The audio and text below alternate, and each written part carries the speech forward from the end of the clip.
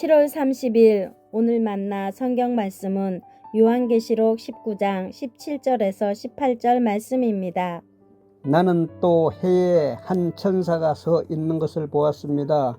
그는 공중에 나는 모든 새들에게 큰 소리로 외치기를 하나님의 큰 잔치에 모여라. 왕들의 살과 장군들의 살과 힘센 자들의 살과 말들과 그 위에 탄 자들의 살과 모든 자유인이나 종이나 작은 자나 큰 자의 살을 먹어라 하였습니다. 아멘. 오늘 만나로 만나주시는 하나님을 기대합니다. 요한계시록을 읽다 보면 근본적인 질문이 들 때가 있습니다. 요한계시록은 신약 성경의 다른 여느 책과는 분명히 구별되는 독특한 분위기를 풍기죠. 그런 분위기를 만들어내는 것은 요한계시록에서만 사용되는 수많은 시각적인 이미지들 때문입니다. 왜 요한계시록의 저자는 다른 책에 비해 압도적으로 많은 시각적 이미지와 상징들을 사용하여 말씀을 기록한 것일까요? 그 이유는 요한계시록이 기록되던 시대의 독자들의 상황을 고려했기 때문입니다. 요한계시록의 시대에 살던 독자들은 온 세상의 로마의 제국주의적 선전에 과도하게 노출되어 있었다고 보아야 합니다.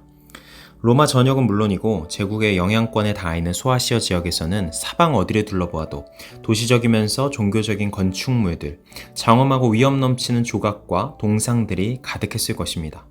그 모든 시각적 상징들이 선전하는 가치는 로마 제국의 찬란한 위대함이었죠. 그리고 화려하게 기획된 각종 이방 종교의 축제와 의식들에서는 수많은 이방신들의 위엄과 로마 황제의 신성을 경배하도록 추동하는 메시지가 연출되었을 것입니다. 요한계시록의 독자들은 날마다 이런 시각적 이미지들에 노출되면서 자신들도 모르는 사이에 로마 제국이 선전하는 가치관을 내면화했겠죠. 로마 제국이 힘으로 만든 위대한 평화, 그리고 그 평화와 권력의 정점에선 로마 황제야말로 온 세상의 주라는 가치 말입니다. 그 절대적인 위험에 초대교회 성도들조차도 너무 쉽게 압도되고 마음이 흔들렸을지 모릅니다. 이런 맥락 속에서 요한계시록은 쓰여졌습니다.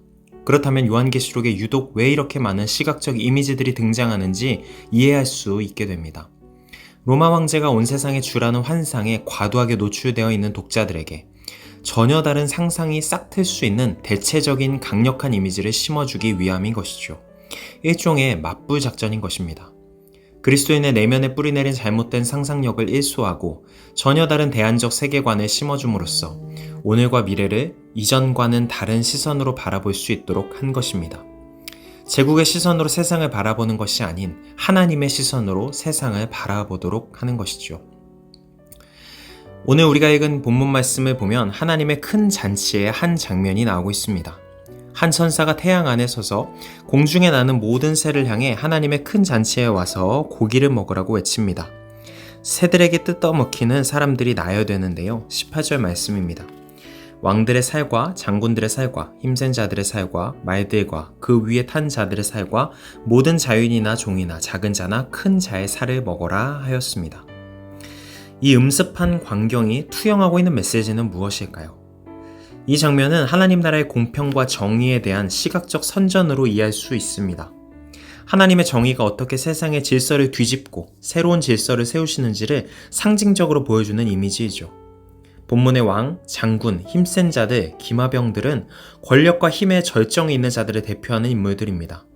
이들은 약한 자들을 짓밟고 없는 자들의 목까지 빼앗으며 과시된 힘과 위력을 통해 스스로를 영원한 존재처럼 꾸며대던 권세들이죠. 하지만 하나님의 잔치에서 그들은 정반대의 위치로 역전됩니다. 도리어 먹히는 자가 되는 것이죠. 이런 이미지를 통해 이 땅에서의 불의한 권력이 얼마나 허망한 것인지, 또 하나님의 정의가 드러날 때 어떤 처지에 놓이게 될 것인지에 대한 환상이 선명하게 선포된 것입니다. 더불어 본문에는 새들에게 먹히는 자들로 자유인과 종, 작은 자와 큰 자들까지 언급됩니다. 이는 계급과 차별이라는 왜곡된 질서 전체에 대한 전복을 의미한다고 볼 수 있습니다. 다시 말해 억압과 차별의 구조에 침묵으로 동참했던 자들, 정의에 무관심했던 자들, 그렇게 짐승으로 상징되는 사단적 세력의 질서에 동조했던 모든 이들에 대한 하나님의 총체적인 심판을 의미한다고 볼 수 있겠죠. 요한계시록의 독자들은 이 반전의 이미지를 통해서 눈앞의 냉엄한 현실 속에서 새로운 상상력을 회복할 수 있었을 것입니다. 불의한 권력 구조 속에 아무 소리 없이 희생당하는 억울한 자들의 편에서 정의를 행하시는 하나님, 이 땅의 모든 왜곡된 관계와 질서를 바로잡으시는 공의의 하나님을 다시금 새롭게 소망할 수 있는 믿음을 회복할 수 있었겠죠.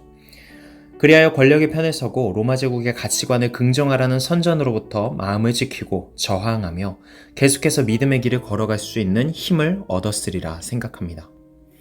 21세기의 요한계시록을 읽는 우리의 상황도 크게 다르지 않은 것 같습니다. 세상의 자본과 권력은 여전히 화려한 위용을 자랑하면서 우리를 향해 세상의 가치관에 굴복하도록 강요하죠. 더 강한 힘, 더 높은 자리를 향해 발버둥 치라고 말합니다. 하지만 요한계시록은 우리에게 다른 시선을 열어줍니다. 영원한 하나님 나라의 질서는 잠깐 지나갈 이 세상의 질서와 다릅니다. 세상은 강한 자가 이기는 것처럼 보이지만 영원한 하나님 나라에서는 신실한 자가 끝내 승리합니다. 세상은 약자를 외면하지만 진정한 왕이신 하나님은 늘 그 소외된 자, 가난한 자들의 편에 서십니다. 세상이 선전하는 이미지가 아닌 하나님의 말씀이 증언하는 이 이미지를 진실로 받아들일 때 우리에게는 이 땅에서 새하늘과 새 땅을 살아갈 수 있는 시선과 용기가 회복되기 시작할 것입니다. 우리 성도님들 모두가 세상의 가치관이 주입하는 시선이 아닌 하나님 나라의 아름다운 시선으로 주어진 삶의 시간을 살아가실 수 있기를 축복합니다. 기도하시겠습니다.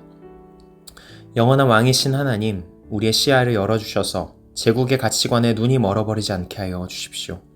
공평과 정의의 하나님 나라에 우리의 시선이 고정되게 하시고 그 나라를 소망함으로 주어진 하루를 구별되이 살아갈 수 있게 인도하여 주시옵소서. 예수님의 이름으로 기도드립니다. 아멘. 이제 두 가지의 기도 제목을 함께 기도합니다. 첫 번째로 오늘의 말씀에 따라 기도하겠습니다. 세상의 가치관에 잠식되지 않고 하나님 나라의 시선으로 주어진 믿음의 여정을 용기 있게 걸어가게 하옵소서. 두 번째로 다음 세대를 위해 기도하겠습니다. 이틀 후 8월 1일부터 청소년부 여름수련회가 진행됩니다. 우리 청소년들이 예수님의 시선과 마음으로 더욱 성숙해지는 은혜의 시간 되게 하옵소서. 이 제목으로 기도하신 후에 개인 기도로 나아가시겠습니다.